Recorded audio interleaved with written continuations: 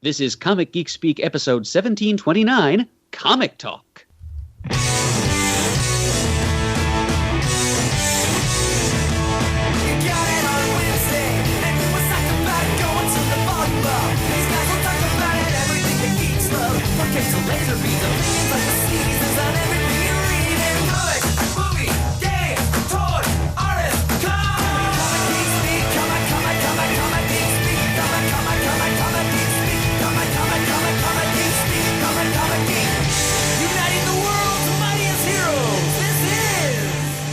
I'm Adam Murdo.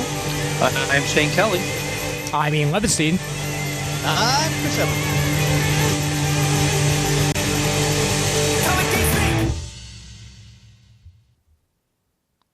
How about that? We all made it, gentlemen. We all made it. We sure did. It's always a technological, arduous journey, but we made it. Yep. Whatever we can do to succeed, gentlemen. Whatever we can do to succeed. Success Shane, damn glad to hear your voice, brother. Yeah, you too. Splendid.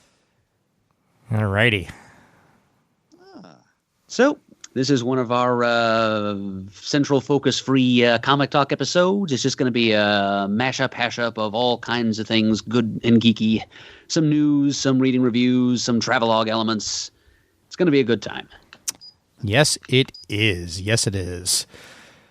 Well, how about we start off with some news, guys, if you don't mind? Please.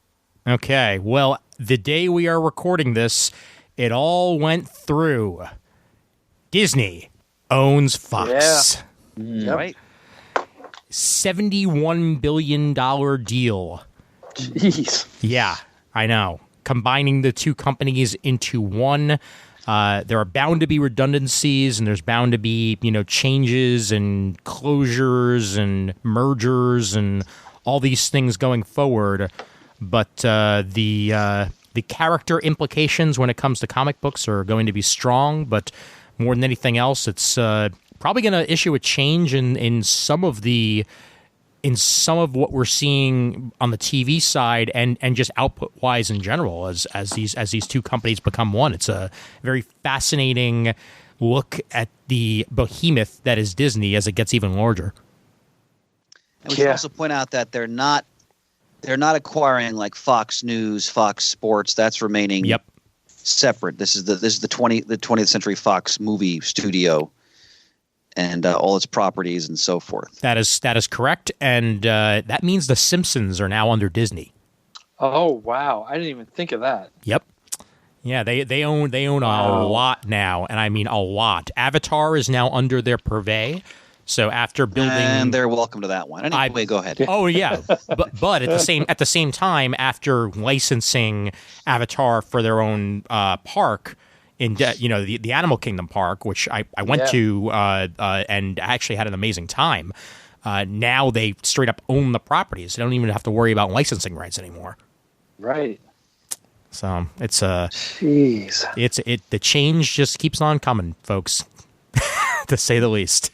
Well, have they announced when they're releasing the Disney streaming channel?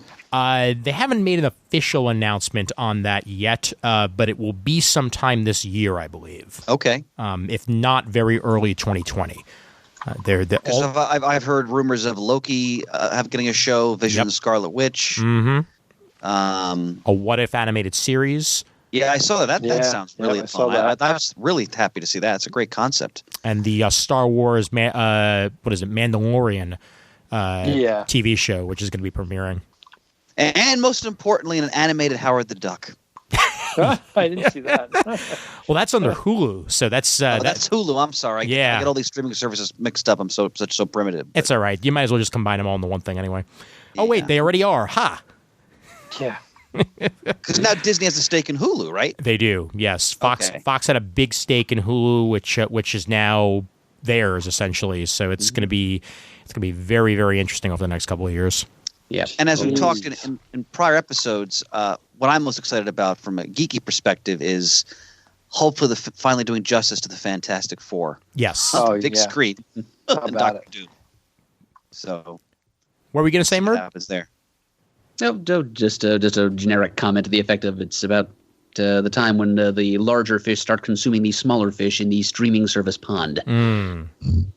You're absolutely right about that. As a couple of streaming services have closed recently, under Warner Brothers purvey. Actually, they're trying to combine some of their smaller services into just one giant umbrella, because you can only survive so long as a small fry. Yeah. Yep. And then pretty soon we'll have, just pretty much the same situation. What will be the online equivalent of cable giants centralizing everything, which has its good points, but also its pronounced bad points. Which is what I thought we already had with Hulu, Netflix, and Amazon Prime, but apparently it's exploded and then it'll come back together again somewhere. Right. Well, for example, I'm sorry, go ahead, Murd. No, go ahead, Chris. I was going to say, like when the Picard show comes, because of my love of that character, I'm going to have to, pony up and get CBS Direct Access. Mm-hmm. Well, and that's sort of what I was waiting for, was not only the second season of Discovery, but also another show with the promise of other shows to come. I wasn't going to do it just for one show. And the Twilight Zone being run by Jordan Peele also has me intrigued. Yeah. Oh, yeah, absolutely. Yep. And speaking of Disney, I was very pleased to read that they've rehired James Gunn. Yes. To direct the third installment of the Guardians of the Galaxy. I thought that whole thing was terribly handled. And I mean, I know a lot of people, including myself, if you go back to our 90s incarnations, we were all saying politically incorrect things at various times because, that was a lot of the humor of that era. And to hold that against someone, I don't know, like 20 years later, I thought was absurd, especially when the whole cast said, "Why are you doing this?" So I'm pleased to hear that a talent like that is back on the property that he basically made into what it is on the big screen. So most definitely. And one of my favorite memes going around the internet was they took the J. Jonah Jameson scene from the Spider-Man movies and set it to James Gunn, you're fired. And then the guy walks in and says, "Sir, James Gunn just signed with DC to do a Suicide Squad movie. James Gunn, you're hired." And he is still doing that Suicide Squad movie. Yes, he is. No? Yep. Yeah, no, they've said that they will not start production on Guardians 3 until he's done with production with Suicide Squad, which may not even be a Suicide Squad 2. It may just be its own thing, what they're saying. A new reboot, yeah. Yeah. Wow. Not even waiting until a second movie like the Amazing Spider-Man franchise did to do a reboot into Homecoming. They're just going to straight up reboot this thing. True. Yeah. I don't get DC. Well, neither does DC itself. No. And that's the word. I mean, I love these Marvel movies, and I love a lot of Marvel comics, but I am a DC guy, and I just still, time and time again, cannot fathom why we cannot get these movies right. Now, Wonder Woman was fantastic. Aquaman was really good. I even like Justice League and Superman versus Batman, or whatever it was titled. Yep. I don't hate them. I still watch them over and over every now and then, but they still are just not as good as what Marvel's producing. They're just not. Yeah, I like them. I think Wonder Woman's top of the mark, and Aquaman's right up there with it. The rest have a little bit to be desired at times, but I just can't figure out how Warner Brothers, for owning DC as long as they have and having this huge movie studio, just cannot pull these movies together to be cohesive. And if you're not going to do a shared universe, that's fine. But even the first Superman, the second one was good. The first Batman, the second one was all right. The third and fourth of each franchises kind of flopped.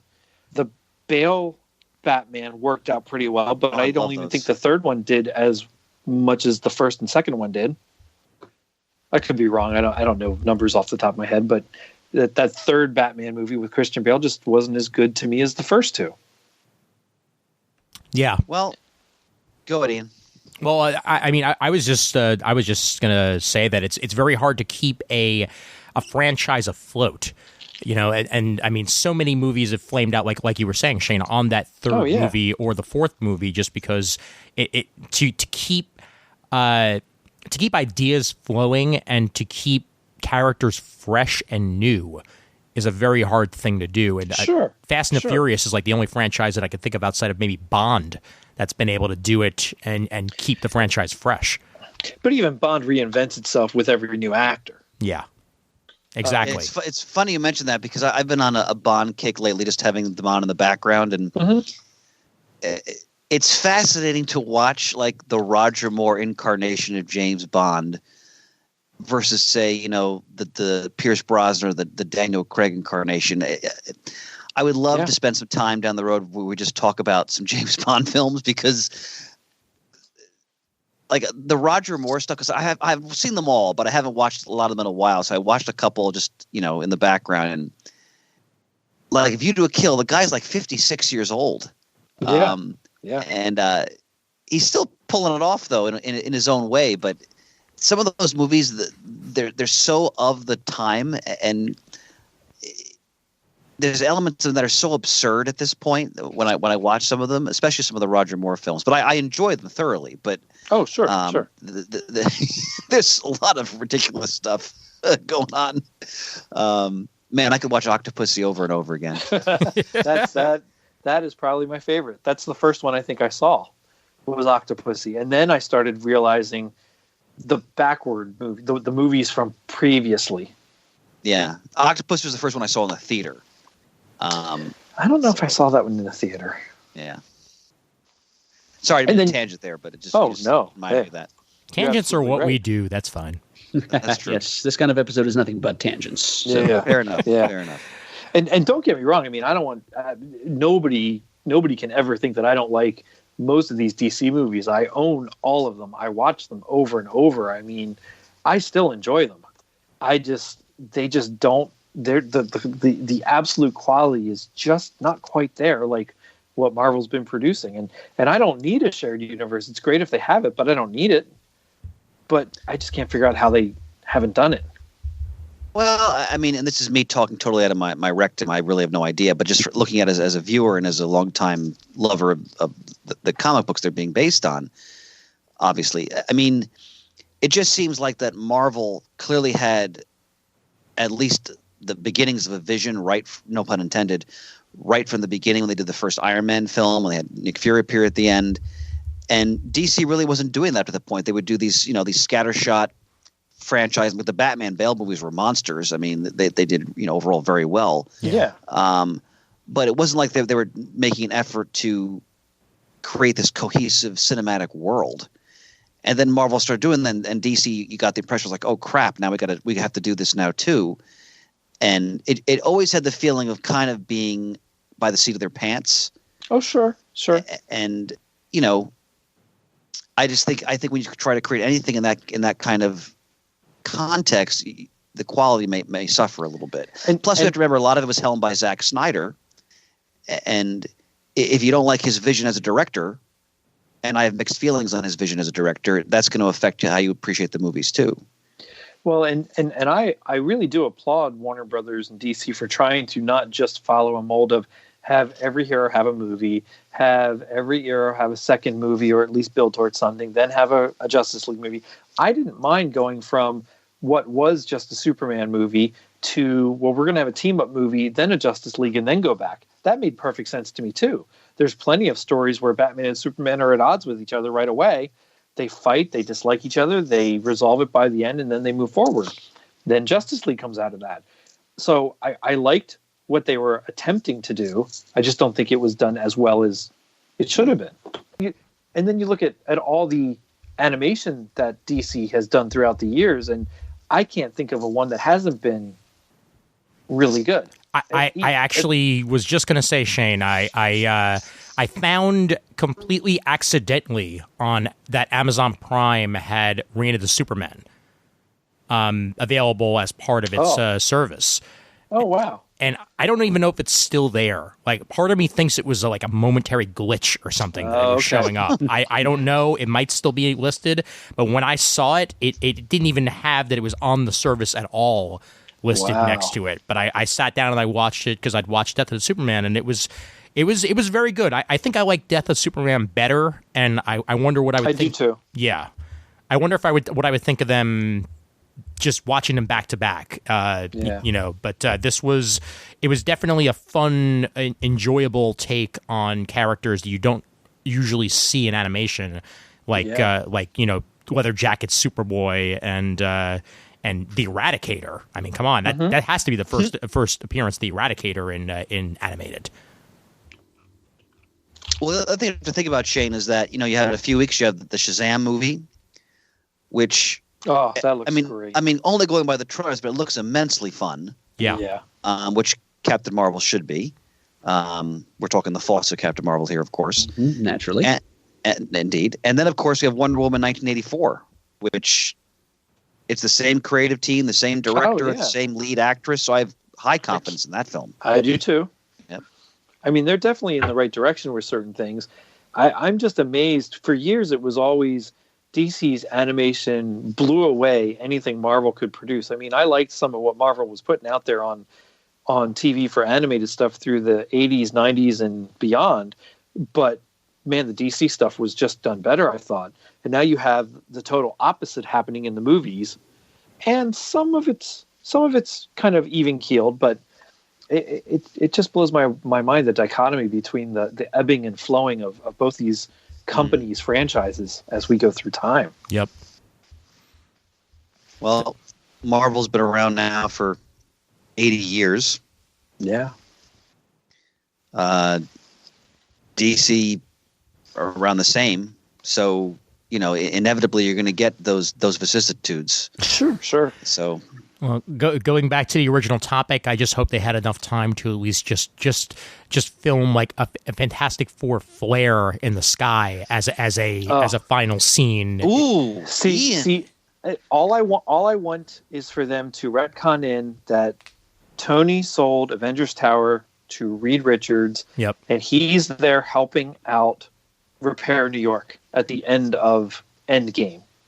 Somehow he comes in, maybe not even as Fantastic Four Reed Richards, maybe doesn't matter. Mm-hmm. I would prefer not at this point, but I really want that tower to be sold to Reed Richards. Or and think of this, Shane. What if it's sold to Victor Von Doom? Oh, well, that would be all right too. That would certainly take a little bit of a twist than what I was expecting. I wouldn't shun that at all, because that would be pretty damn good too. Yeah, Ian, I love your idea of the flare signal. Oh, yeah.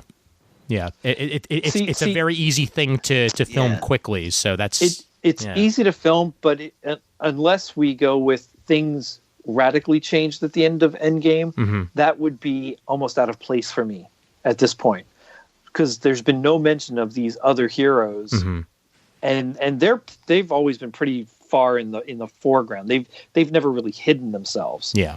So to go through all of everything the Avengers are going through and all of the heroes in the Marvel Universe to get through Infinity War and Endgame, and then just all of a sudden have this new set of heroes that really had nothing to do other than show up at the end and shoot their flare. Well, that works. Oh, wait, everything's saved. All right, well, maybe next time. That would seem out of place. Yeah, fair enough. But I wouldn't mind it. Be one hell of an image, though. Yeah. I know, I'm being nitpicky. It's fine. It's fine. Well, the other bit of comic news I wanted to bring up, there was actually a New York Times article that came out today about a new company that's starting up. Now it's being run or co-run by Bill Jemas, a name that is wow. Yeah. That is synonymous with a certain period of Marvel. It sure is. But it's also being co-run with Axel Alonso. Really? Yeah. Another name also associated with that same period of Marvel Comics. Yes, indeed. Axel with a much higher reputation than Bill Jemas, at least with his time at Marvel. But they're calling the company AWA, which is supposed to stand for Artists, Writers, and Artisans. And its first couple of stories are going to be a title called American Ronin, written by Peter Milligan, and drawn by the artist known as ACO. And it's about a highly trained operative of huge corporations. They also have Bad Mother, written by Krista Faust, about a mother searching for her missing daughter. And Frank Cho has a book coming out about warrior women, because what else does Frank Cho draw? So decent amount of good names coming out of now. there These to are start going with. to be floppies or digital or what? I think this is going to be everything.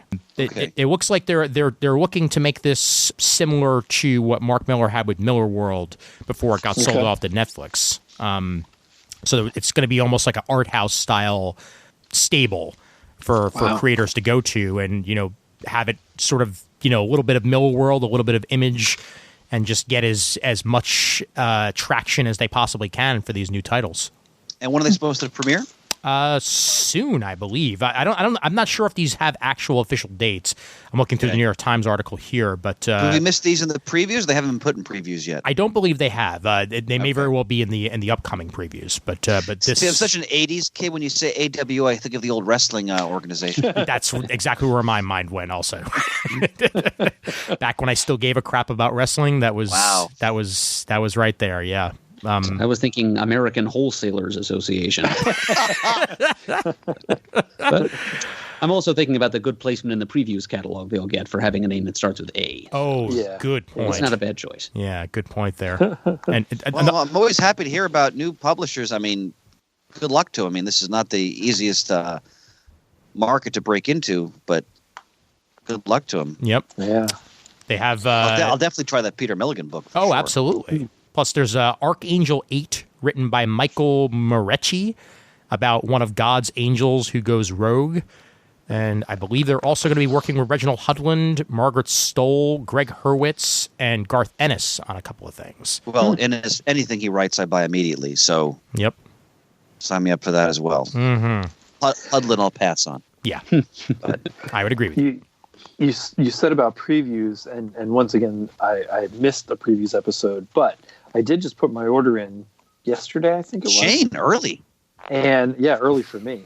And I mean, we are on the 20th now. I got to do mine. Yeah, it's mine too. I did add two things that I normally wouldn't add. One was by Dark Horse, a Star Blazers 21.99 trade. We talked about that in your honor when we did the episode. Man, that looks fantastic. Yep. And then a Funko Pop of the 1989 Michael Keaton Batman. Ooh. I saw that solicited in the back, and it was like $8.99 through previews, and I'm like, I'm gonna have to get it. It's 30-year anniversary of that movie this year. Wow. Murd and I did discuss Funkos, and I think had we gone one more wine, I probably would have said that, but he was saying too many things I wanted to buy. There's a two-pack. I know, Murd. I know, We Bear Bears. I'm trying to stop myself. Yes. And just to tease our audience, you can look forward to a future episode that has to do with Batman 1989. And that's all I'll say about that. Yeah. And speaking of previews, Second Coming found a new publisher.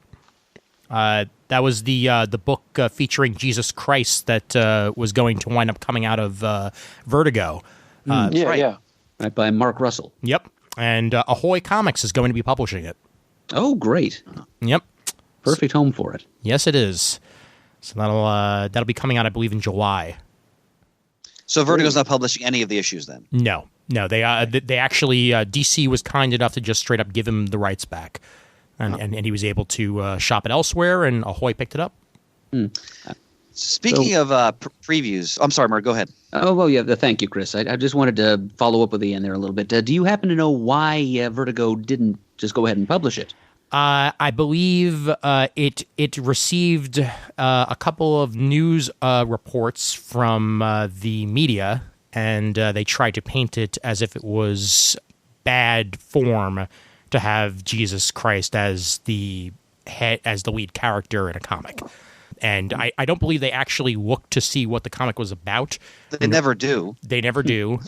Nor did they actually contact the creators when doing so. And DC was a bit reactionary about it and immediately pulled the comic, and they wound up going elsewhere with it. Well, I'm glad at least they did as you said and just handed the rights back to them as opposed to further entangling them. Yeah, exactly. Yeah. You know, when I hear stories like that, it so irritates me. Don't get me started now on all kinds of political and cultural topics, but man, why the hell do you call yourselves Vertigo then? Yeah. Come on, dude. Sorry, I shouldn't say dude, but that sounds like I'm the Big Lebowski, and I can't claim to seize that honor. But I abide. It's really, fine. I mean, you're supposed to be a cutting edge label for this type of comic, and then you fold because probably some one evangelical nut job made a fuss and didn't even read the book. Yeah. So tiresome. Ugh.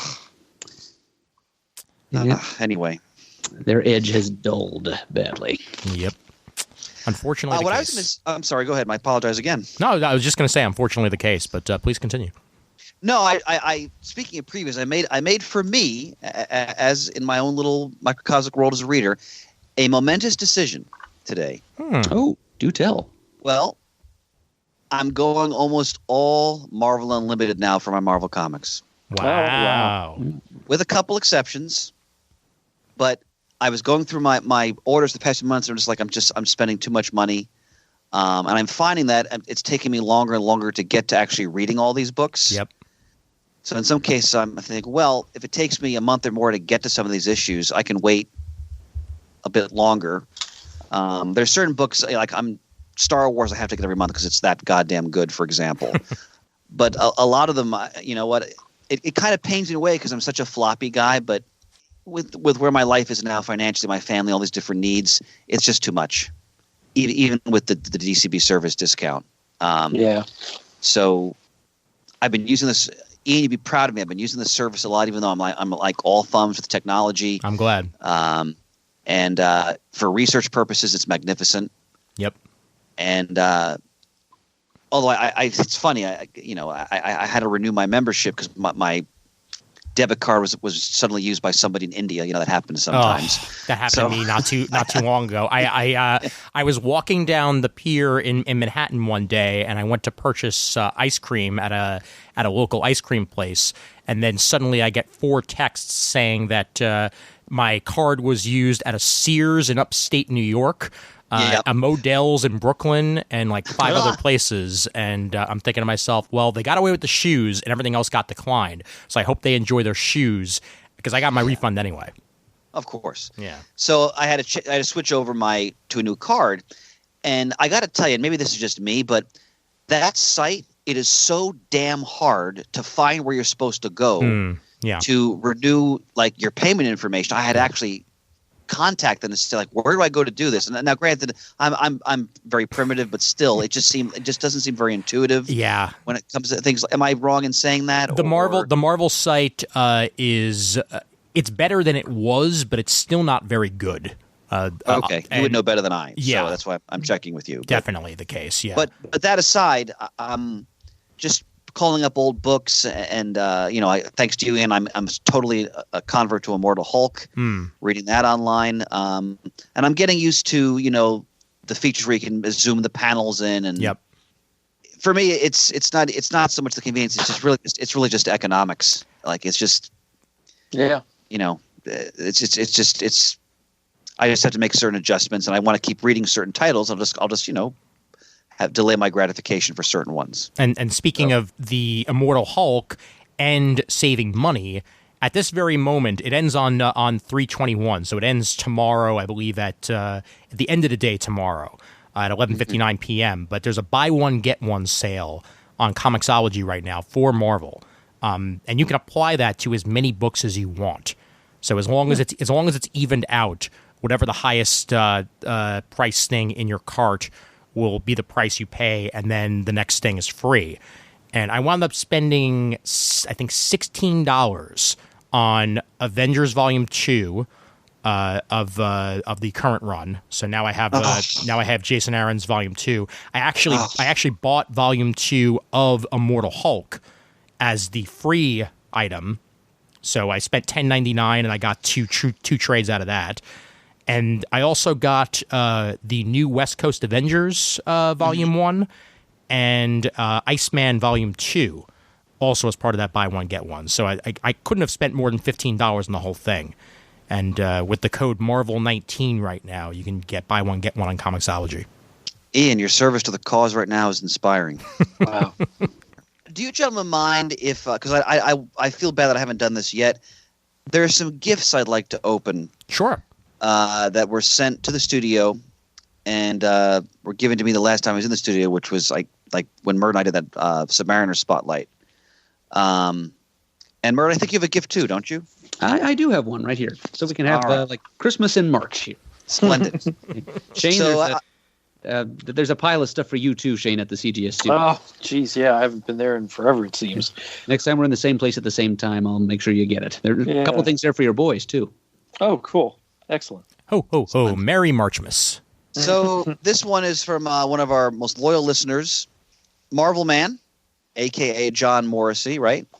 Correct. And I'll read he wrote a wonderful note here. Merry Christmas, Chris. Thanks for the countless hours of education and entertainment. Enjoy the enclosed, and please open with care. Oh, my. All right. Now, this came in a tube.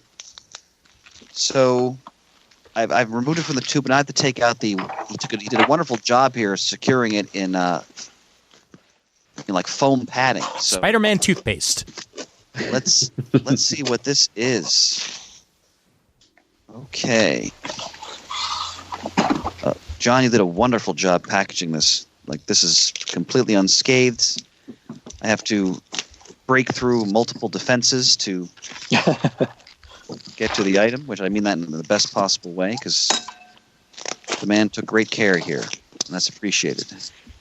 Now I'm down to the wrapping paper, which appropriately is all the Avengers. Drum roll, please. Yes. Okay. Oh, wow. Oh. John, you beautiful son of a bitch. You were sure it was something you really like. You said you were the one who would be making out like a bandit this year. Okay. All right. John, because I'm sure you're listening at some point. You have just realized one of my holy grails. Wow. As a collector. I have in my hand right now 1971, an original Marvel blacklight poster. Yes! Wow. Of the Fantastic Four. Holy smokes. Wow. And it's Kirby art. I can see that on the wall of your basement right now, Chris. I'll be framing it this weekend. Outstanding. John, and the back of it is all like soiled. This is fantastic. Chris, John, make sure to take a picture of that so we can put it up on the Twitter, because that's outstanding. Yeah, that's John. All right, next time I see this man, I got to give him a hearty embrace. This is wow. Sir, I pledge with my dying breath as you'll get as much education entertainment as I can muster for as many years as possible. That's woo. Man. I've never Maybe seen that's this one before. That next Fantastic Four spotlight, perhaps. Do we have to do that one, Murd? I know it's the 90s. We've kind of been putting it off. You know what, Chris? I will 100% join you on that, because I went through a lot of that pain as well. Yeah, I think I did as well for a good chunk It's of in that. the queue. It's in the queue. I'm working on a couple more spotlights I'm more excited about prior to that, but Fascinating. we'll do it. All right, so my second gift is from Dr. Eamon Clark in Great Britain. Ooh, look at this. Wow, I really made it like a bandit here. So this is from the Rebellion imprint. It is Pat Mills and Joy, I mispronounced it, I apologize. Colquhoun, Charlie's War, the Definitive Collection, Volume 1, Boy Soldier. British War Comics. Oh! Nice. Look at this. Damn. I bow my head in supplication to these two loyal listeners and great men. What's the form factor on that, Chris? Hardcover, trade? It's a soft cover. Got it. It's a big soft cover trade. Beautiful, black and white. British war comics are always top notch. Excellent. Thank you both. These are magnificent presents. I'm damn outstanding. All right, Murd, I've hogged enough. It's your turn. All right. Well, I've got gifts from those same two individuals, actually. Now, I mentioned that John had told me that Chris would be the one making out like a bandit this year. Last year, it was my turn. John got for me that gigantic hardcover deluxe slipcase set of all the Infinity comics that Marvel had done. Right. from like the 90s to the present. Infinity Gauntlet, even some stuff that preceded that. Wow. Massive thing. In order to get it to me, he had to coordinate in secret with Pants. So when the two of us went down to Heroes Con in Charlotte last year, we took a slight little detour to a McDonald's along the way where John and his mother were waiting for us. And we had a nice little lunch together, and afterwards we went out to John's car, and he gave me this gigantic chunk of Infinity Comics to take back with me, and I was just kind of overwhelmed and speechless. And to settle me down, he promised me that next year my gift would be tiny, and that one of the others would receive the large end of his largesse. So this year he sent me just an average-sized mailing envelope, and in it was the following note: "Merry Christmas, Murd. As promised, your gift this year is tiny, but I hope you'll display it proudly. Thanks for all you do for CGS, especially the Mohat moves. Have a terrific holiday season and a very happy birthday, John." And now, sliding the present out of the envelope, it's a little... It's like 2 inches square. It's a little sew-on patch of Thanos. From his pose from the cover of Infinity Gauntlet number 4, I think. It's the one where he's grinning widely at the reader. He's gesturing with both hands and saying, "Come and get me." Ah, yes. It's a classic image. Yes, it looks a bit like Scotty Young artwork to me. Yeah, it's a great little Thanos. And yes, thank you very much, John. I will absolutely display this with pride. I just need to figure out where. I might actually sew it onto a garment. Very nice. Which I mean, of course, having someone else sew it onto a garment for me. You should sew it onto an oven mitt. Oh, yes, because, Ian, that's an excellent suggestion, because... Are you aware that I own an Infinity Gauntlet oven mitt? I did not. I was not aware of that. You see, I bought that at one of our super shows a few years ago. It was from I think it was a duo. I think they were a couple, a man and woman who called themselves collectively Super Socks. And so I remember them. Yep. Superhero-themed socks. Yeah, they also had oven mitts, and one of them had the Infinity Gems on it. I never use it because I never cook, but I have it. And that would be actually the ideal place to sew this. Excellent suggestion, Ian. You are welcome, sir. All right. And as to my mail-in from across the pond from Dr. Eamon Clark, I don't have that with me because I actually couldn't wait, and I ended up almost involuntarily opening it early. I was transporting it from the CGS studio to my little micro studio here at the Christmas barn.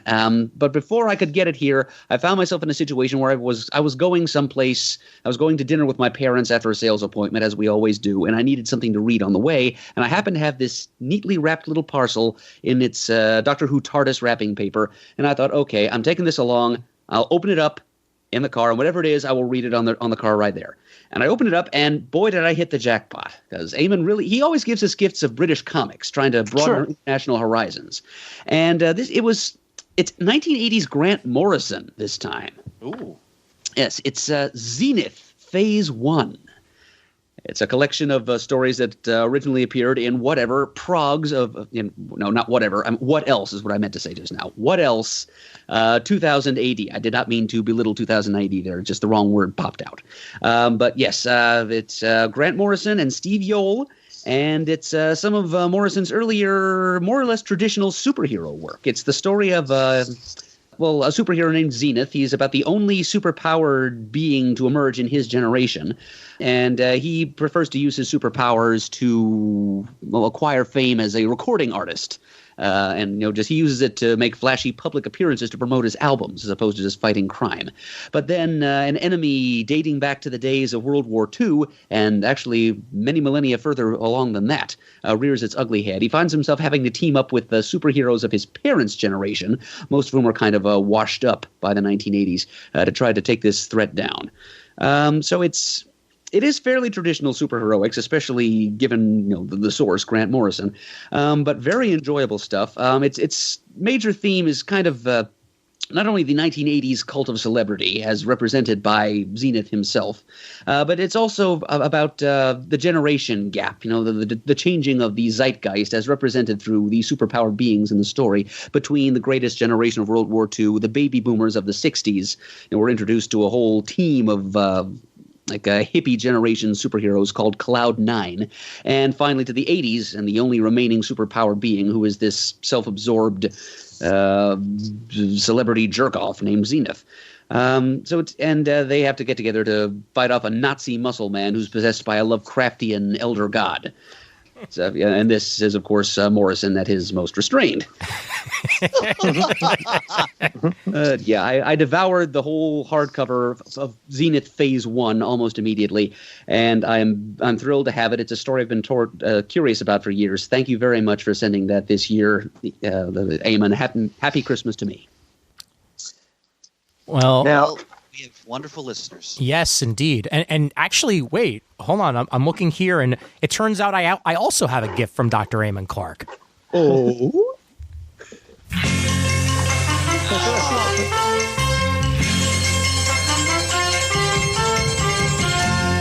I didn't see that coming. Even though I'm the one who forwarded Eamon's Muddle the Murd submission to me, I did not see that coming.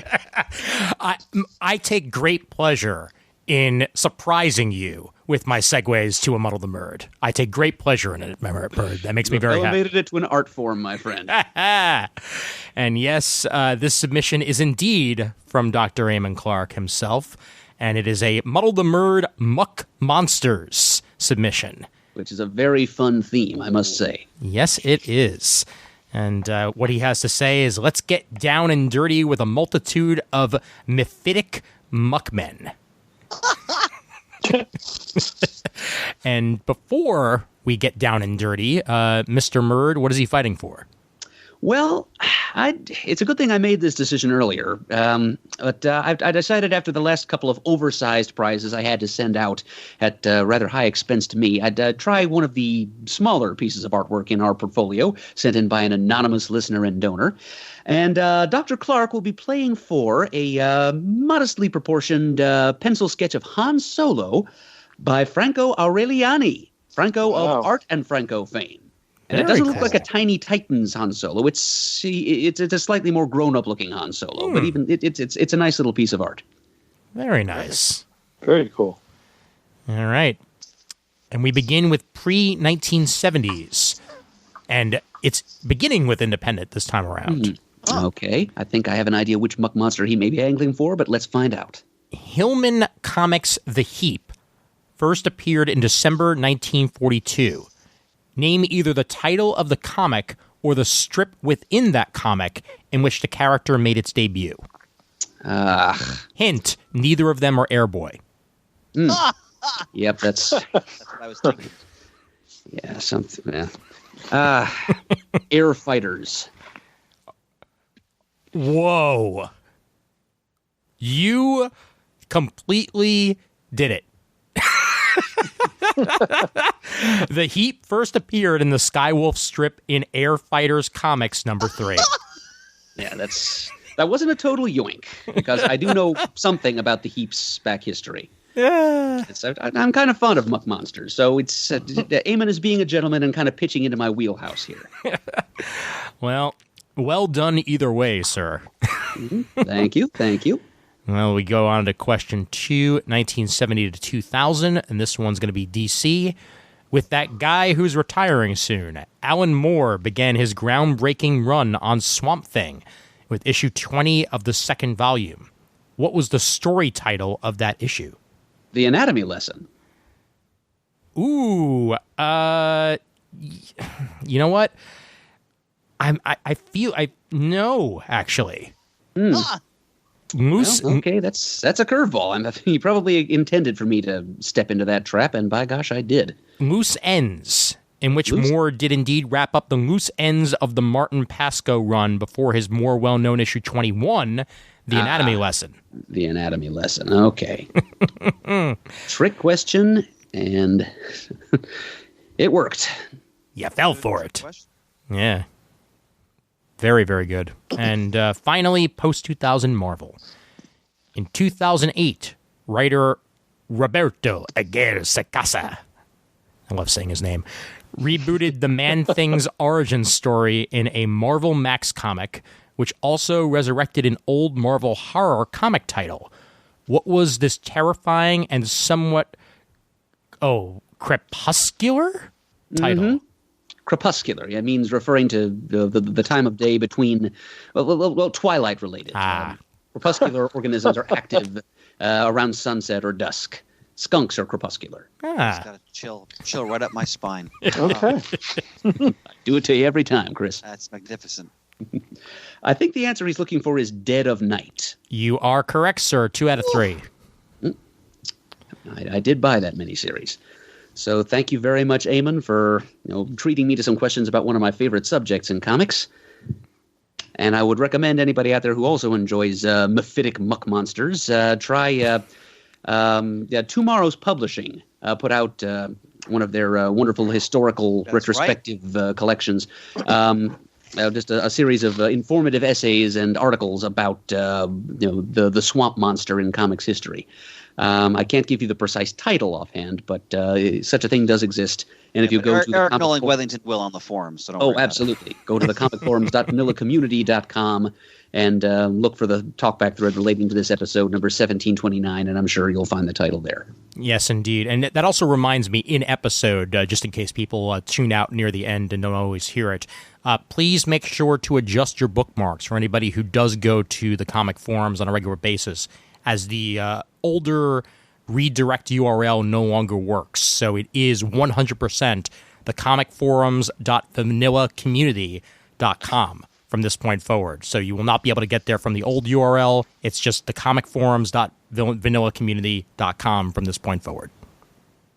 And it's almost like you're doing like those G.I. Joe POSs at the end, man. Just totally invaluable. Well, Chris, now you know. Yep, exactly. Knowing is half the battle. Terrific. G.I. Joe. CGS. Speaking of field reports, Murd, why don't you tell us about your trip? Wait. One thing. Go ahead. Before we do that, I have to give a big thanks to John Morrissey as well. Oh, really? Well, I was very impatient when we first got the packages. And I forget, I think it was when we were getting rid of my mom's getting my mom's house ready to sell and going through a whole bunch of crap. And I was even more infrequently being able to make the show. And I opened my package and very gleefully received all 3 sets of the Doomsday Clock action figures, which include Dr. Manhattan, Ozymandias, Rorschach, Mime, the Comedian, and Marionette. Wow. That is absolutely above and beyond and blew me away. Murd was there. I was speechless. I could not believe it. So thank you. It's absolutely fantastic. And the sculpts are Gary Frank style, I assume? Yeah. Yep. Very cool. Yep. They are beautiful. I just have not found the proper place on my shelf because my comic room's in a state of disarray at the moment. But they will make it up there sometime once I'm organized again. John, we owe you a meal. You're not kidding. And I look forward to what Dr. Eamon Clark had sent. Like I had said earlier, I just haven't been to the studio in a while. So it's always a thrill to get stuff from him, and he always includes my boys, which not only I, but they so enjoy and appreciate. It's always fantastic. So I can't wait. Very good. We'll get those things to you eventually, Shane. I can stop by the studio too. I keep forgetting my keys because we haven't been there to record in a while. Yeah. And I leave the keys at home so I don't lose them. Anyway, so thank you. All right, Murd. Well, you had a sojourn to Seattle. Yes. We've been looking forward to your field report. Okay. I hope it turns out to be worth the wait, Chris. Of course. Because I did indeed make my first trip out to Seattle in 9 years for the Emerald City Comic Con this weekend. Last time I was out there, we were out there as a group in 2009, and Ian was actually there too for slightly different reasons. Yep. So Seattle was actually your home for a little while, wasn't it, Ian? For a very short time, yeah. For about a 4 or 5 month period, I lived out of a suburb of Seattle called Bellevue, and was there just long enough to go to Emerald City, and then went home. And like 2 weeks later was Super Show, and I've been home ever since. Very good. Yeah. Well, me too. So I got to go back to what was briefly your home and was a place that I visited once back in 2009 this weekend. And it was a bit of closure for me because I finally got to do something that I didn't get to do last time I was there, which is go to the Space Needle. Nice. Something everybody who goes to Seattle ought to do at least once, and probably exactly once for most people. But I got to go up to the very top, enjoy that fantastic panoramic view of the city, and pay like $30 for the privilege, and then come right back down again. And so got to scratch that itch. The other guys, I arrived a bit late to the convention. I didn't get to do it with them, so now I have done it. So there, I feel better. Did you take the monorail? Yes, actually. Monorail. I hear those things are really loud. Actually, I walked to the Space Needle, but then later in the weekend I took the monorail to the Museum of Popular Culture, which is right next to the Space Needle. Excellent. Great museum. Fantastic. Love that. Yes. Yeah, the exhibits weren't the most to my taste. I mean, I know there was some kind of Marvel exhibit there last year. And I think there were Muppet exhibits there at earlier times. I saw that exhibit, yep. Yeah, I'm envious because all they had there were there was a huge Pearl Jam exhibit and a fairly large Nirvana exhibit, which insisted on discussing Nirvana in the context of punk music. And there were displays on science fiction because I think the Museum of Popular Culture was originally like a museum of science fiction. I think that was its major focus several years ago. That is correct. Yep. Okay, it's still the home to the Science Fiction Hall of Fame. But in the basement, they had a display of science fiction TV and movie props and little interactive video displays of things. There was a horror movie display right next to that. There was a fantasy literature display up on the above that. Did you go to the Star Trek display? I don't think there was specifically a Star Trek display there. I guess they moved because I went 2 years ago. They had a phenomenal Star Trek display. Yeah. No, yeah, they shuffle these things around. Okay, yeah. But yeah, there was plenty of Star Trek content in amongst all the other sci-fi franchises like Star Wars and Battlestar Galactica and Aliens and so forth. Yep, there was Shane, there was a life-sized Ovion costume from the original 1978 Battlestar. Oh, wow. Wow. Fantastic. Yeah, it was pretty cool. And they had like a life-sized replica of the Gort robot from the 1951, I think it was, classic, The Day the Earth Stood Still. Jeez. Murd, do you see the display where they have all the different like laser pistols and rifles from the various movies and TV shows? Yes, that whole armory wall was still that's awesome.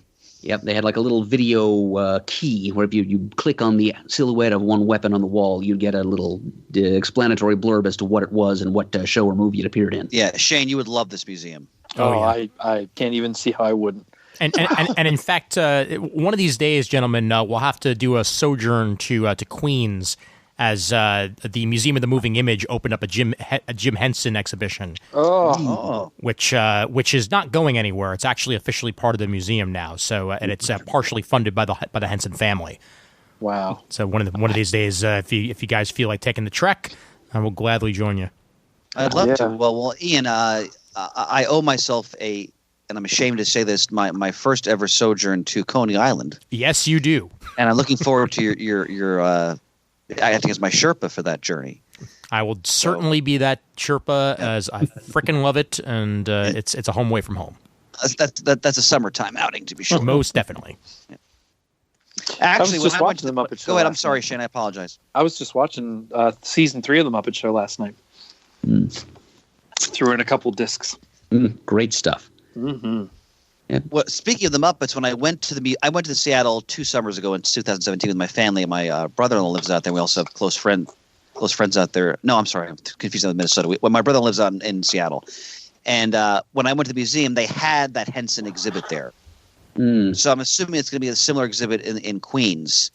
It was tremendous. It was really well done. What you saw was the traveling version of it. Okay, and right. The stationary, not going anywhere version of it is in Queens. Terrific. I believe you have got us, Ian. Yeah. All right, Murd. Sorry about that. Continue. Oh, not at all. Like I said, this is just tangents wall to wall. This episode. The convention, Emerald City, has changed quite a bit in 9 years. I have to say. Last time I was there, it had just expanded from a 2-day show to a 3-day show. It was still being run by our friend Jim DeMonakis, who is like the Emerald City impresario.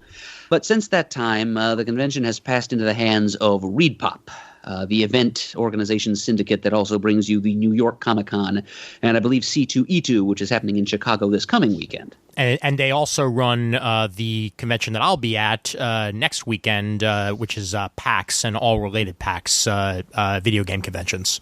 Mm. Yep, so they do get around. Yeah. And the convention has grown by leaps and bounds in the past 9 years, certainly. And now it is a 4-day event. And it is trying very hard to be on the scale of New York Comic-Con and succeeding pretty well. I mean, it's already it was just one part of one floor of the Washington Convention Center last time I was there, and that was pretty much wall-to-wall comics. It was a great show for the lovers of the comic medium. I'd compared it a few times to like Heroes Con, like it was Heroes Con West Coast. Mm-hmm. Now it's very much more New York Comic-Con West Coast, in that it's not only grown exponentially, but also it's diversified a great deal into non-comics areas, for better or worse. It now takes up every floor of the Washington Convention Center, also the conference center on the opposite side of Pike Street. Oh, wow. And it's gotten so crowded in there now that they had to move the main event stage to a hotel 2 blocks away. Yeah. So it's kind of experiencing the same growing pains that NYCC is. I was a little bit overwhelmed. The place was very well attended, certainly. It was crowded all over the place. The Artist Alley was all the way up on the 6th floor. So it was a little bit out of the way, but it was big and it was packed. There were multiple. You know how each little section of each aisle gets an alphabetical designation. They had to go all the way up to QQ to fit all the people in. Jeez. So that's an alphabet and a half right there. More than a half even. And there were a lot of the space was basically a ballroom space. Not quite as big as the airplane hangar-like structure that they had in New York, which I understand has been demolished. Yeah, they're currently building a permanent building there, which is going to be about double the size and 2 floors, which is just going to be a straight-up expansion of the Javits Center. And once that's done, chances are the Artist Alley will return there for New York Comic-Con, but that's not going to be done for a couple of years yet. Yeah, I figured such things are not built in a day after all. Yep. Now, Murd, how was the comic book presence there in terms of vendors? In terms of vendors, I really had no reason to complain as a back issue hunter. I would say a good 25% of the main exhibition floor was given over to comic book dealers. Oh, okay. Yep, I found some pretty darn good bargains. There were 3 for $1 bins. There were dollar bins. There was one place in particular that was having a 70% off sale. Wow. Where everything like $10 or less just automatically was kicked down to $1 in cost. Jeez. They had $4 trades and hardcovers. I picked up a copy of Camelot 3000 by Mike W. Barr and Brian Boland. Never read that story. I got that that's a 12-issue collection, and that was $4. I got a hardcover collection of Golden Age Green Llama reprints. Wow. That was $4. And I picked up a couple of things. I mostly just filled in more gaps in my Brave and the Bold run and my Superman family run for $1 each. But I also splurged on a couple of more expensive things. I got a copy of Marvel 2-in-1 number 3, which is one of the holes. I only have 2 issues left to go to complete that run. And Chris, I got Marvel Premiere number 2. Oh. Can you name the significance? Marvel Premiere number 2. Wait a minute. Murd, I'm failing myself miserably right now. Is it Adam Warlock? It is Adam Warlock. All right. You have not had at all. All right, I'm not totally old yet. You have not been muddled. Roy Thomas and Gil Kane, right? Right, you are. Yep. Yeah. It was Marvel Premiere number 1 and 2, and then it jumped over to, I think, 7 issues of The Power of Warlock. It was that run of Jesus Christ Superstar-inspired stories set on the High Evolutionaries Counter Earth. So now I already have all 7 issues of The Power of Warlock. I just need Marvel Premiere number 1, and I'll have that phase of Warlock's evolution completely sewn up. So a couple of plus I found one elusive issue of the 70s Shazam series to be made use of at a future time for an upcoming spotlight. Very titillating, Murd. Hint, hint, hint, hint. So, yes, there was definitely a strong presence of dealers, Chris, for comic books. I'm glad to hear that. Also publishers. The big two didn't really set up in any significant way, but Dark Horse, since their headquarters has long been in Seattle, Emerald City is kind of their home con. And in fact, they sponsored the lanyards that held the ID badges. Nice. So they had a big booth. Image had a pretty big booth. Oni was there in force. Valiant was there. Aspen was there. Legendary Comics was there. They had a panel on Thursday, which I missed because I gave myself Thursday off from the con because I just arrived in town that day and I decided I needed to do the Space Needle thing.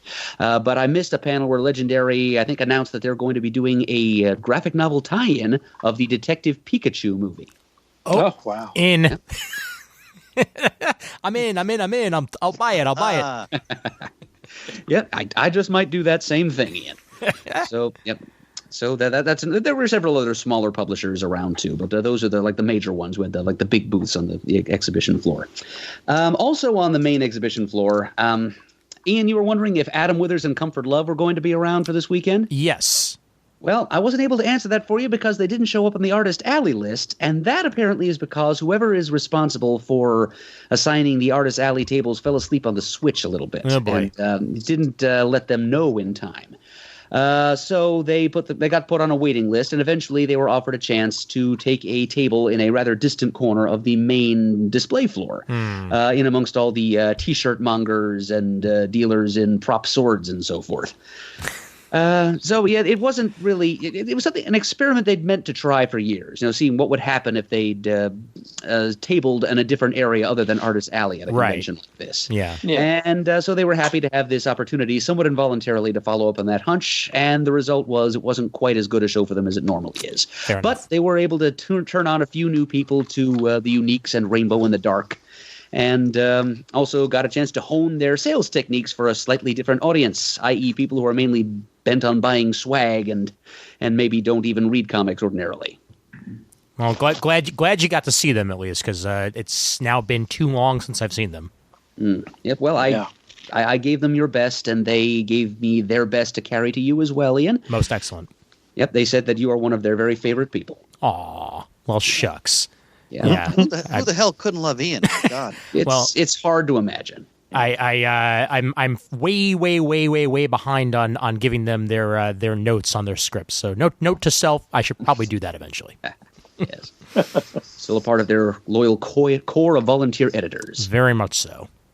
So, Murd, would you go back to the show, or was this sated you, so to speak? I think I would say that it sated me, Chris. It's not quite the same feel as I enjoyed in 2010, last time I was there. It's a great show for a certain kind of attendee. I mean, it'll scratch a lot of people's itches, especially if you're into not only comics but also anime and gaming and swordcraft and stuff like that. I understand that a gaming podcast called Critical Role was a major draw for this convention, and they did some things on the main event stage in that hotel a couple blocks away. Yep. But I didn't find very much in the way of mainstream comics. I mean, it's certainly not completely absent, but it's not the concentration that I, as a fan, prefer. In fact, I had difficulty. I wanted to justify my press pass by going and covering a few panels. I had a hard time finding very many panels that directly related to comics. But I will relate to you guys now those panels that I did attend. Excellent. Let's see. On Friday, I went to one with the rather grandiose title, DC Vertigo, An Age of Modern Storytelling. Come to this right after we finished disparaging Vertigo for having lost their edge. That panel opened by playing a promotional video that I'm pretty sure is left over from last year's 30th anniversary of Sandman. The video was hosted by Neil Gaiman, and it was announcing the Sandman Universe line of Vertigo titles, which have been going on for a few months now, I believe. Yeah. And beyond that, the panel itself consisted of Zoe Quinn, who is a first-time writer, part-time stand-up comic, and self-described anime trash, who is the writer of a series called Goddess Mode, which is she describes it as a magical girl cyberpunk series. It's about a group of high school friends who become Sailor Scout-like cyber oracles when they're kidnapped into the internet by cyber demons. It sounded interesting. Then there was Rob Sheridan, who's writer of a post-apocalyptic series called High Level. And finally, Marissa Louise, who is the colorist of a series called Hex Wives, written by Ben Blacker, which is about a group of powerful witches who are abducted and brainwashed by a group of powerful men called the Architects. They're subjected to kind of a Stepfordization treatment that hypnotizes them into believing that they're the devoted little wives of the Architects, imprisoning them in a cage of mid-20th century domestic femininity. And it follows the story of what happens as they slowly realize their situation, come back to themselves. And the bloody swath of vengeance that they then cut through their would-be captors. It's the first time I've heard Ben Blacker's name without Acker for the first time in a while. As Acker and Blacker are, tend to do many things together. Like what is it called? The Greatest Adventure podcast or the Thrilling Adventure Hour? Thrilling Adventure Hour. Yep. Mm-hmm. There it is. Yep. But yeah, he's just writing that one solo. The artist is Mirka Andolfo. It sounded like of the three, it sounded like the most interesting concept. And Marissa Louise, as I said, is the colorist. She brought some interesting art theory talk to the discussion. Talking about like the temperature range and value range of colors and the affective impact that they have, their ability to symbolize and control the abstract.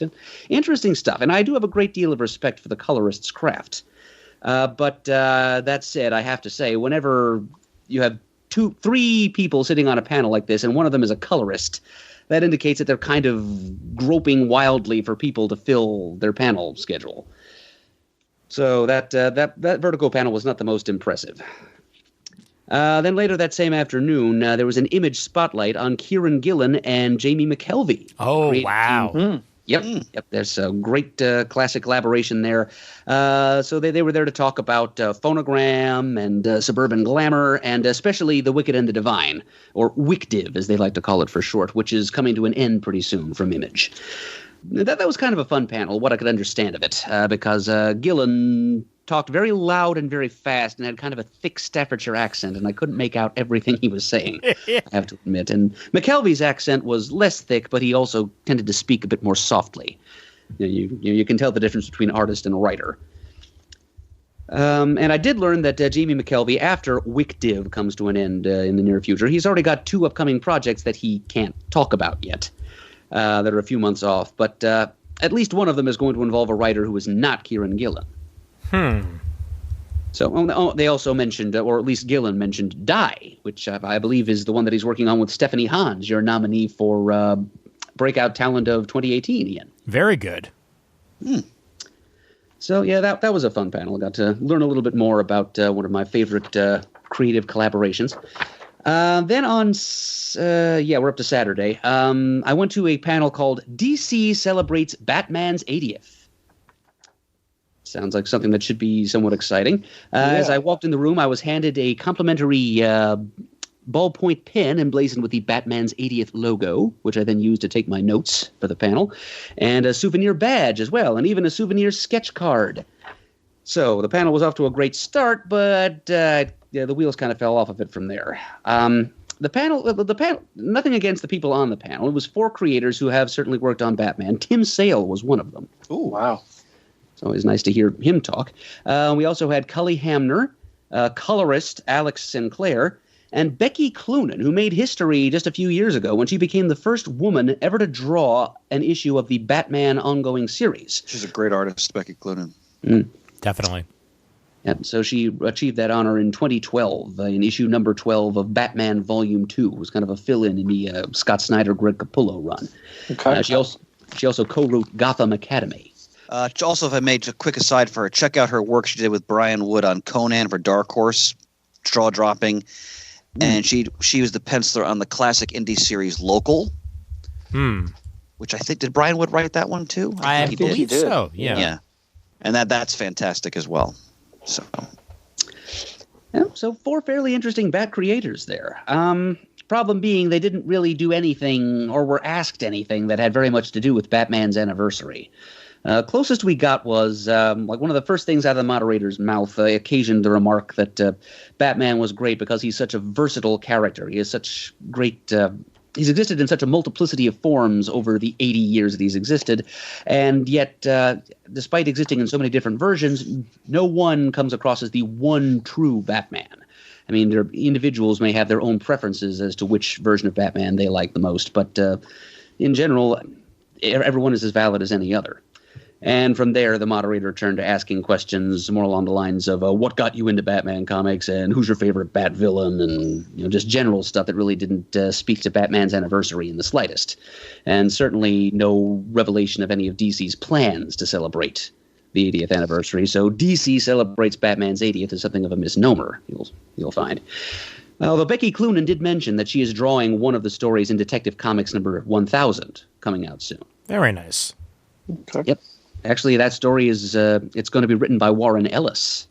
Ooh. Yeah. Wow. Whoa. So that's a thing to look forward to. Yeah. Ellis really hasn't written a lot of Batman, so that's that should be pretty cool. Yeah, it's going to be called The Batman's Design. Okay. So tantalizing. And then later that afternoon, I went to a Marvel panel just to cover both sides of the divide. It was called Make Mine Marvel. Moderated by Alana Smith, who is an editor from the Avengers office. Sitting on that panel were writers Jim Zub, who writes Champions, and he's done some Invincible Iron Man scripting, and he's also one of the three masterminds behind the Avengers No Surrender and Avengers No Road Home weekly crossover stories. And Matt Rosenberg was also there, who writes Uncanny X-Men and Punisher, and he'll be writing the upcoming Star Wars Volume 1, number 108. Ooh, looking forward to that. Wow. He sounded pretty excited about it too, Chris. And after a little bit of hearing those two gentlemen talk, Gail Simone showed up to join the party. Very cool. Yep, she's writing, she wrote Domino. She's writing Hot Shots, which is a miniseries extension of Domino. And she's doing a little fill-in arc on Dan Slott's Iron Man, and she's really psyched to be writing Iron Man fighting a dragon. Yes. Very cool. So, again, nothing much really revealed about Marvel's future plans, but the title, Make Mine Marvel, was pretty... Let them get away with doing anything they wanted, really. So I did not feel in any way gypped by that. Rosenberg and Zub sound like pretty cool, fun guys who are just really having a great time playing in the Marvel sandbox, and I'm just that much more likely to support what they're doing in the future. In fact, I think Jim Zub at some point might actually have listened to our show. He wrote a run on Thunderbolts that I thought was pretty good. Also did some IDW things, like the Dungeons and Dragons comic they put out. Jim Zub wrote that. If you're listening right now, hey Jim, what's up? Have you met him, Ian? I think I've met him at New York Comic Con at least once or twice. Just tabling nearby other people that I knew, but only really in passing. Yeah, and this might be of interest to you, Shane. Okay. Matt Rosenberg mentioned that as part of his Punisher run, he introduced a country to the Marvel Universe called Begalia, which sounds to me an awful lot like Bialia. Yeah, it sure does. Which you know well from the 80s Justice League. Yeah. And like Bialia, Begalia is it's like a haven for villains. It's an island populated entirely by bad guys. Nice. So, Begalia. Yeah, I don't know if it's spelled like bagel or not. I just kind of had to spell it by ear, but it could be. Yeah. And it sounded kind of interesting, the idea of throwing the Punisher into a country where just about everybody he meets is going to be on his hit list, as worthy of punishment. And then finally, I took the first part of Sunday afternoon off from the convention to go to MoPop, the Museum of Pop Culture. But I got back in time to go around, say my goodbyes to some people, Adam and Comfort. I also saw some other people on the shout-out list. I saw Dave Dwanch. Wow, I haven't seen him in ages. Yeah, it was great catching up with him. He's every bit the firecracker he always was, just bubbling with energy. So he was there. He had some prints to sell based on a mashup of Game of Thrones and Super Friends. Yep. And apparently, Jason Momoa was at Emerald City Comic Con this weekend, and apparently his wife caught wind of these prints of her husband as his wife is Lisa Bonet. Yeah, so I was told. Yep. Oh, that's right. That's right. Yeah, so she apparently got in touch with Dave and said, this print you've got of my husband as both Khal Drogo and Aquaman simultaneously, he would like to talk to you about that. And Dave kind of feared the worst at that point, but it turns out that Momoa loved the idea. The two of them ended up just talking for 20 minutes. Oh, that's awesome. They exchanged stacks of signed prints. Like Dwanch signed a bunch for Momoa's friends. Momoa signed a bunch for Dave and his friends. Jeez.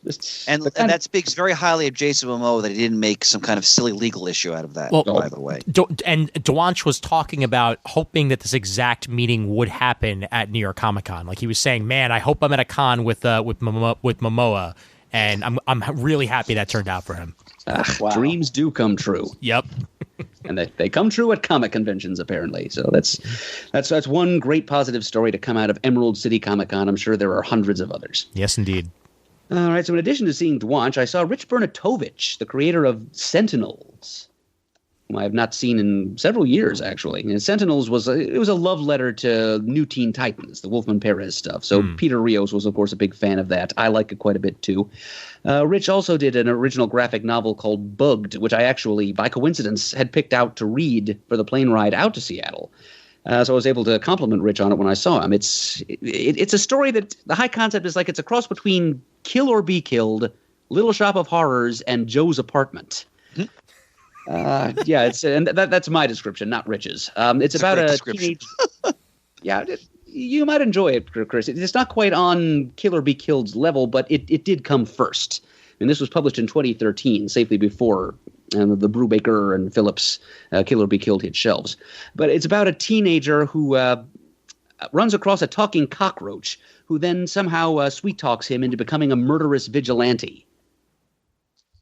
It's not exactly played straight. I would hope not. Yeah, it's kind of a humorous concept with a fun twist at the end, darkly humorous. But it was a good story. It was put out by Rich's Drumfish production studio, art by a South American artist named Teo. So I do actually recommend it. It was a very light read. I was able to read it fairly quickly, but an entertaining one. And I got to see Katie Cook over at Pony Row at the far end of Artist Alley. Katie Cook and Andy Price, who have worked together on the My Little Pony ongoing several times. Katie Cook, who was nominated as Best Artist/Writer of 2018 by Ian. Katie, yay! Yep, and you were personally thanked by her too. Yes. I was very appreciative of that, and I want her to continue working as much as she is. Yeah, and she's not hurting right now. She had a heck of a line, as she always does. Good. Fantastic. She actually had two lines, one for people who wanted special commission drawings, and others for people who just wanted to buy something or get something autographed or just wanted to say hi. Nice. And I just wanted to say hi, and I got a hug from Katie, which always a fantastic souvenir of any convention. Yes, it is. Katie hug. And then Andy Price... when he heard what my final destination was going to be, which is I'll get to in a sec. He gave me a little quick sketch of Princess Celestia blowing a raspberry, which I was to carry along to a recipient up north. So I got to carry a little Andy-gram up there, which I was honored to do. I do love Andy's pony art. And last but not least, I got to see Buzz. Oh, Buzz! I haven't seen him in forever too. That man lives not too far from where I live, and we have a standing appointment to get a frickin' drink. But he's always at a con. I'll make it happen eventually. Mm-hmm. He sticks to his route. Yes, he does. He just turned 50, and he's cantankerous as ever. And helping him out at his booth was a friend of the show, one Wayne Musso, who was a CGS listener and an avid collector of comic art. He and Pants have bonded over that multiple times. So I had a nice long talk with him and with Buzz. And that was good. Good to see those guys. I'm hoping I may see them again at Heroes Con if I end up going. Excellent. And that all but wraps up my shout-outs here, but for one, and that was the man who hosted the final panel I attended. It was actually what ended up my Emerald City Comic Con experience. Like the very end of Sunday, the con ended at 5 o'clock. So from 4 to 5, I was in a panel room listening to Mr. David Peterson speak. Oh. Yeah. And and this gives us a chance to circle back to your news about the finalization of the Disney 20th Century Fox merger, Ian, because Mouse Guard is going to be adapted into a movie by 20th Century Fox. I heard about that. That is official. Wonderful. It's not just been optioned. It has been greenlit. It gave David no end of excitement to be able to use that word. Wow. Yep. It is going to be an all-motion cap CGI affair. Among the stars will be the young man whose name escapes me, who played Newt in the Maze Runner movies. Mm-hmm. It's going to be the main character. And Andy Serkis, the dean of motion capture. Oh, wow. Will play Midnight the Mouse. That would be Thomas Brody Sangster, I believe is his name. That sounds right to me. Yep. Probably should have written it down, but didn't. I did write down, however, that it's going to be produced by Matt Reeves, who directed the most recent run of Planet of the Apes movies and knows a thing or two about motion capture, after all. All right. Yeah, absolutely. And it will be directed by Wes Ball, who directed those Maze Runner movies that Brody Sangster youngster appeared in. All right. I'm game. That sounds great.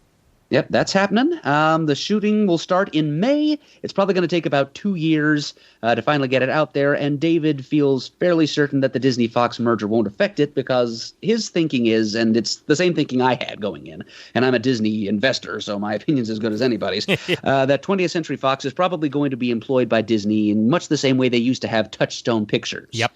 Like a secondary studio brand to use to release movies that don't quite fit into the Disney feel. And so that's what that's where Mouse Guard is going to be appearing a couple of years from now. In addition to that, Dave let us know what he's been doing comics-wise. He says he's slowly getting ahead with his next volume of Mouse Guard, which will be called Weasel War of 1149.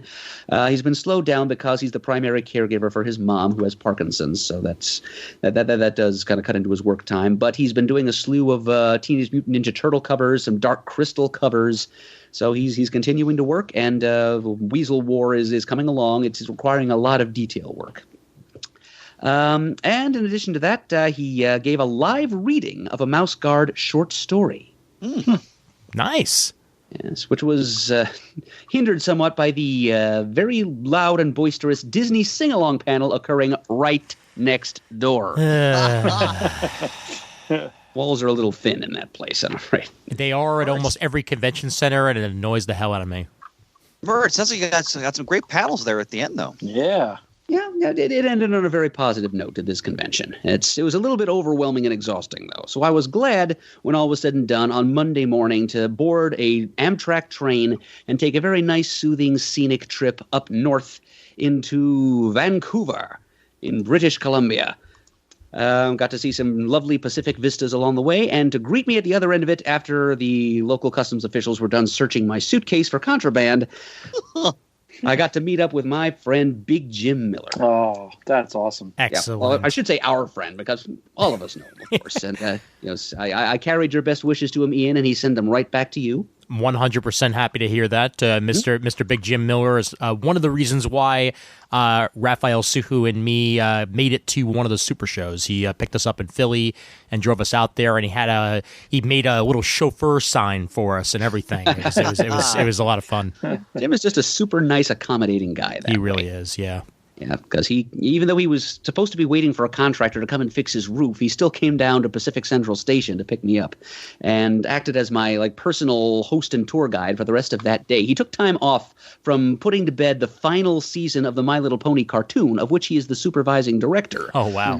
Just to show me around Stanley Park and just shoot the breeze and catch up on stuff. He's really cool guy, and I had a lot of fun that day with him. And I got to meet his girlfriend, Katrina, who is also a high-ranking animator at the same studio. I got to meet their cats and dog, all of whom were kind of ambivalent to terrified of me. And we had some excellent sushi and Japanese hot dogs. I thought you'd appreciate that, Ian. We had Japa dogs for lunch. Nice. Yeah, no, I love Japanese style hot dogs, especially with with banh mi toppings. They're dynamite. Well, what's banh mi? So a banh mi is actually Vietnamese style, but a lot of the times you'll find similar toppings on hot dogs. So they'll have pickled carrots and it's usually a sausage of some sort in there as well, and some sort of pate. But that it's one of my favorite sandwiches you can get. If you're ever at a Vietnamese restaurant and you just want lunch, banh mi's are great for that. Well, I had two hot dogs there. I had a pork bratwurst topped with pickled daikon. So very that's cool. Getting close.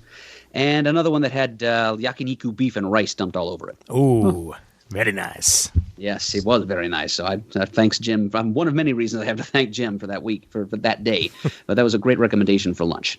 And I thanked him in the end by presenting him with a host gift. And this is something we talked about during a previews episode a while ago, Ian, something I was able to buy as an advanced copy, not available in stores yet, at Emerald City.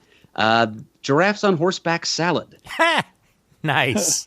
Yep, that graphic novel adaptation of that Salvador Dali and Marx Brothers never-produced collaborative screenplay. Very and something good. I don't think we really picked up on when we were talking about it, Ian. One of the people that they got in to act as like punch-up man and introduce some extra jokes to the script was Tim Heidecker of Tim and Eric's awesome show, Great Job. Oh, okay. All right. That's I've never been a Tim and Eric guy, but I've enjoyed Tim Heidecker when he's actually just straight up acted. So and I know he has a lot of humor to him. It's just Tim and Eric's never really been my bag, but I've read a couple other things from him that I've enjoyed. So happy to hear it. Yep, it was just weird enough that I thought Jim needed to have it in his library, and now he does. So that's my adventure in the Great Northwest. All right, Very Murd, cool. outstanding field report, my friend. What a trip.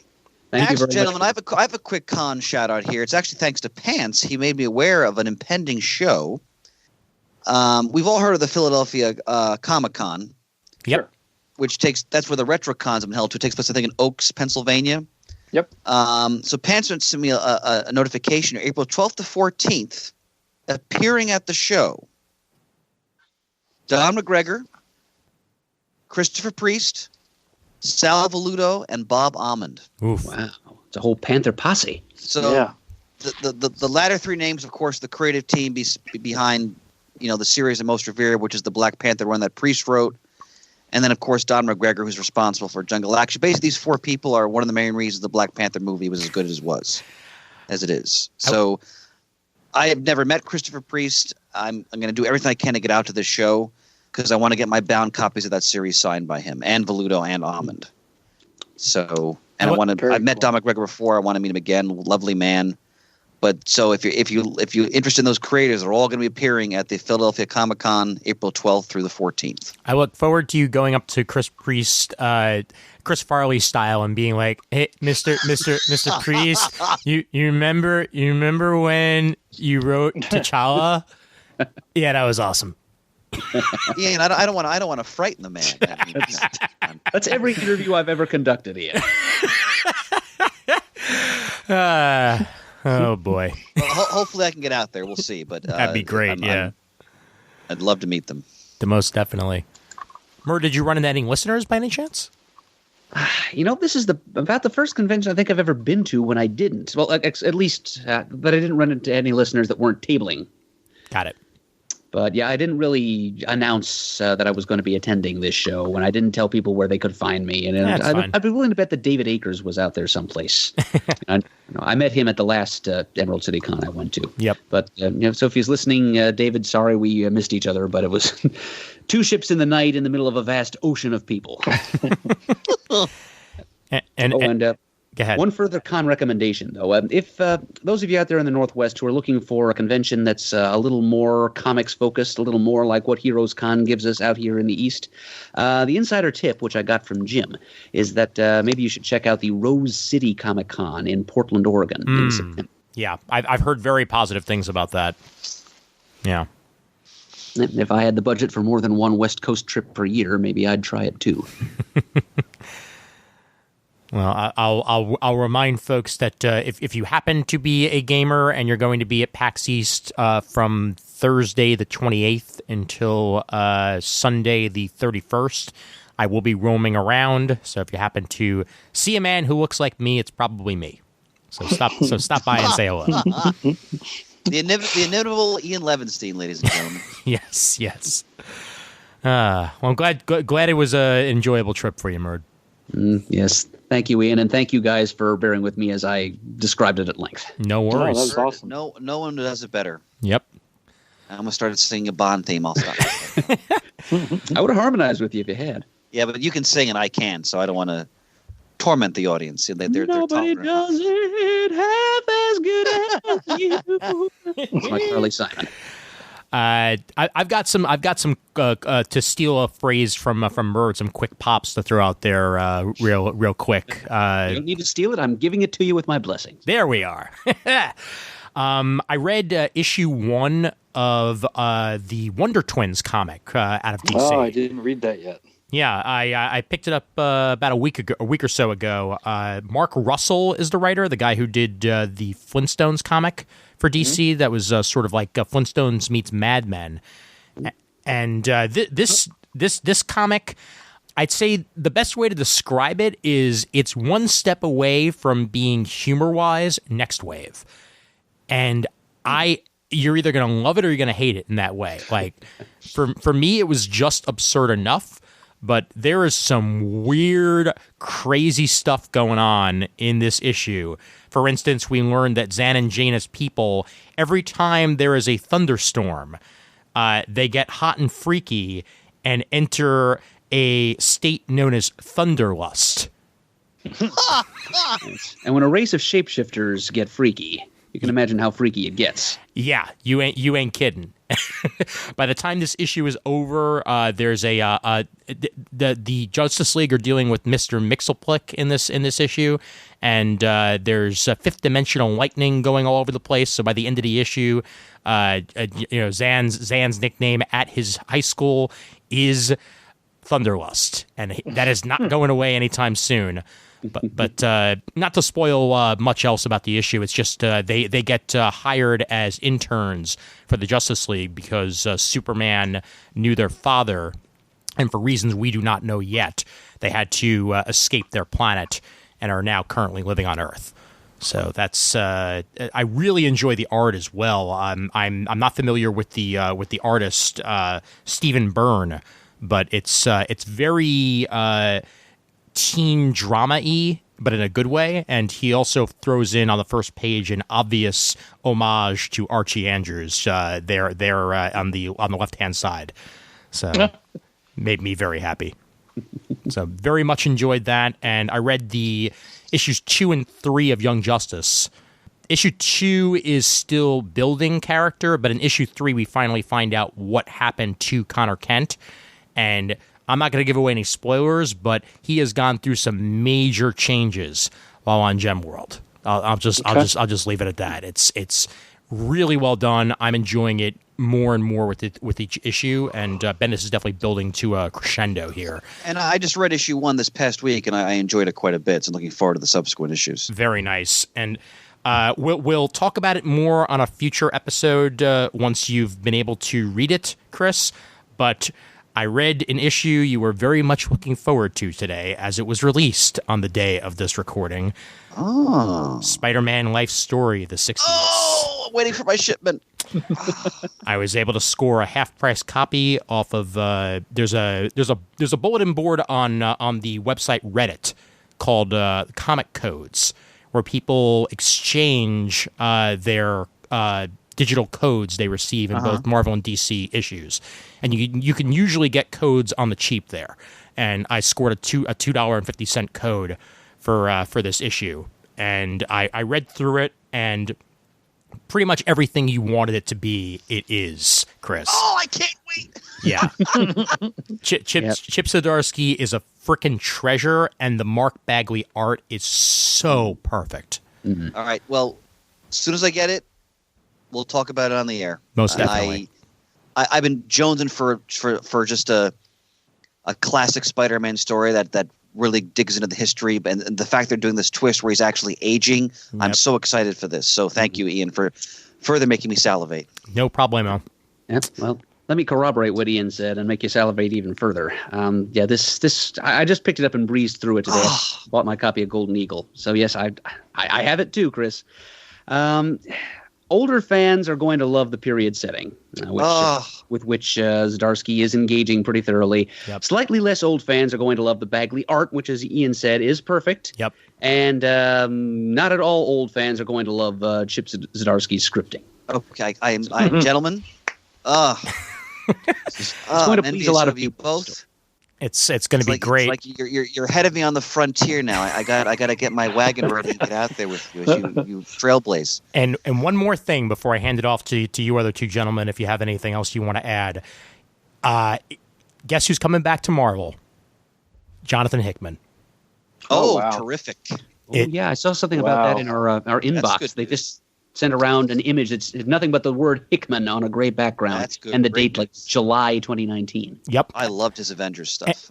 They also tweeted out, when two aggressive species share the same environment, evolution demands adaptation or dominance. And I think that means only one thing, and I hope I'm right. Can you say aloud what you think that one thing is? Snicked bub. Oh. Not what I was expecting. Okay. Yeah. I mean, two aggressive species share the same environment. I mean, that sounds like mutants to me. Yeah. So hopefully I'm right. The Kree and the Skrulls have been stranded on a planet together. That's a possibility. That's what I was thinking, actually. That's what I was thinking. Okay, 3 against 1. Ian, hey, you're the outrider here. Let's see if you can make those long odds pay off. Either way, I feel like he's been so cosmic that if he's going to come back to Marvel, it's going to have to be something different. So I'm hoping I'm right, but if you're right, I'll enjoy it just the same. All right, one quick shout out, then I got to go to bed because I got to get up and teach. Go ahead. I just read the last couple issues of Avengers, and Jason Aaron's knocking out of the park as always. But whenever Marvel brings their vampire universe into their stories, I'm so excited. And they brought Dracula back. Blade is now part of the Avengers. It works. It's so much fun. I've always been a fan of all the Marvel Dracula stories. I mean, Two of Dracula, one of the great classic series of the Bronze Age, and they're carrying through with that history in the sense that there's turmoil in the vampire world. There's a new faction trying to unseat Dracula, and the Avengers bring Blade in to help them deal with it, and it's immensely fun. So if you love the vampire side of the Marvel Universe, definitely pick up those issues. Yeah, and the way Dracula is being used, his specific role in the story is very unexpected. Yes, it is. Yeah, well, let's not spoil that, Mary, but you're right. It's a really interesting twist. So very cool. Shane, you got anything? No, actually, I haven't been doing a whole lot of reading. I've been trying to get this computer working that I have and catching up on some movies and TV, but I haven't had much time to read as I liked. The most exciting thing I did was go to see Captain Marvel, and we talked about that. Well, no, it's just good to be here. Yes, Shane, great to have you, my friend. Always. Here. Thank you for staying up this late to continue talking with us. Yep. Yeah, I'm with Chris. I'm got to hit the hay and get up for work. All right. One last thing, real quick. I did start season 2 of American Gods, and it's a little less good than the first season so far, but I've only watched 2 episodes, so we'll see how it picks up. All right. Cool. All right. All right, gentlemen, we've shot our bolt. We have indeed. All right. Shane, you ready? I'm at the ready. Okay, let's roll. Visit us at comicgeekspeak.com to send us an email, and the address is comicgeekspeak@gmail.com. To leave a voicemail, the number is 267-702-6642. Stop by thecomicforum.vanillacommunity.com. Let us know what you think of this episode and all your hodgepodgey chit-chat. Follow us on Twitter, like us on Facebook. Thanks to everyone who contributes to the episode, the Muddle the Murds, the presence. We appreciate it. It is completely above and beyond the call of duty. And thank you. As always, we are uniting the world's mightiest heroes, one listener at a time.